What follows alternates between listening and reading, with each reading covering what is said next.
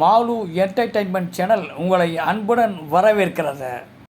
நம்பியாரின் நயவஞ்சகத்தை எடுத்துரைக்கும் நமது பொன்மனச்செம்மல். 2 மாசத்துல அசலை விட அது 3 பங்கு குட்டி போடும். இதுக்கு பேர் தான் பகற்கொள்ள.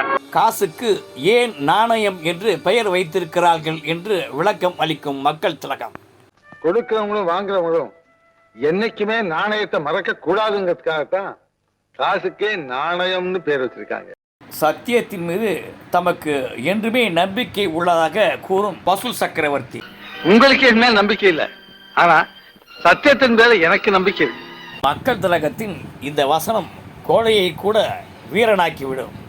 மரபணதான் பூனாகம் இருக்கும். இதெல்லாம் கோழைகளுக்கு தரும் அபாய எச்சரிக்கை. மக்கள் திலகம் பொன்மனச்செம்மலின் இது போன்ற வசனங்களை நாம் கேட்டுக்கொண்டே இருக்கலாம். Like, subscribe, comment, share and bell பட்டனை அழுத்துங்க.